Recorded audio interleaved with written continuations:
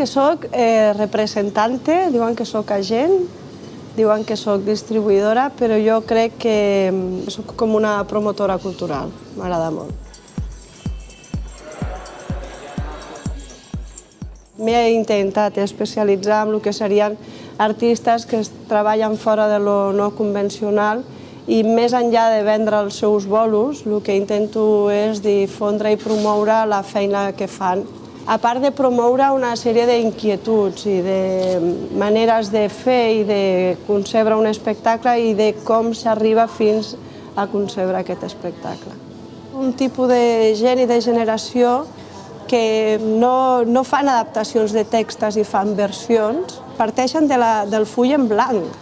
I a partir d'aquest full en blanc fan tota una dramatúrgia, fan tota una posta en escena, fan tot un contingut, fan tot un moviment. Són un I+D constant de l'escena teatral actual. Prenen un risc sobre l'escena que un convencional no el pren perquè bàsicament fa un nou maquillatge, moltes de les vegades. Todos eran en plan sin linoleo, toda la peña, los 60-70. Entonces, de ahí surgió la performance, supongo, de que las disciplinas también iban sin linoleo ni nada, todas se juntaban. El perill que tenim és que realment no hi ha un circuit o no hi ha una expansió que tingui el suficientment bagatge i criteri com per determinar què va i què no va. Tota aquesta generació d'artistes que generen tots aquests tipus de continguts, el país mateix no els ha agafat com un passaport. Els artistes que estan actuant a Armènia, a Holanda, a Bèlgica, a Nova York, a Montreal, són cartel, estan ben catalogats, ben considerats, i que aquí estem sempre en alternatiu, que sí que hi ha algú que el mercat el coprodueix o sí que hi ha el cicle dels radicals lliures. Sembla com si els hi fes por, dir que això és cultura d'aquí.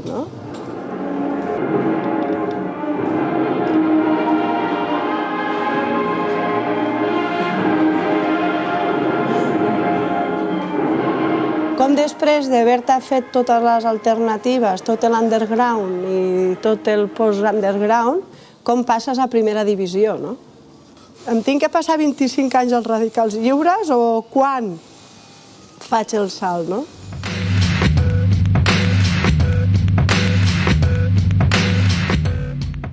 No hi ha una política cultural realment que detecti la cantera, com l'anem fent pujar perquè arribi a primera divisió, no?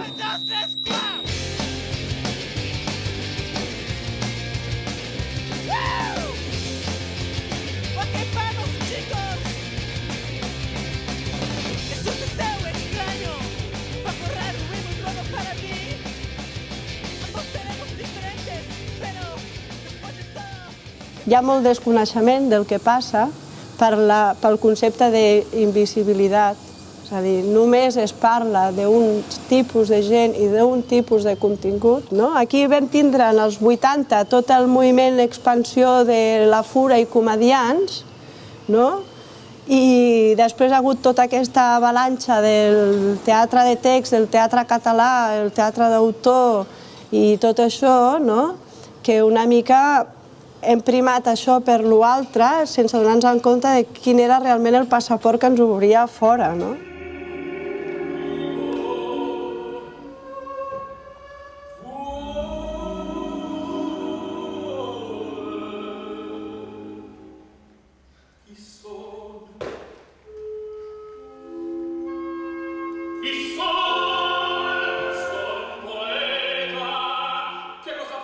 Sempre he tingut la sensació que en el fons, en el poder polític, li fa por, li fa vergonya anar a un espectacle de segons qui.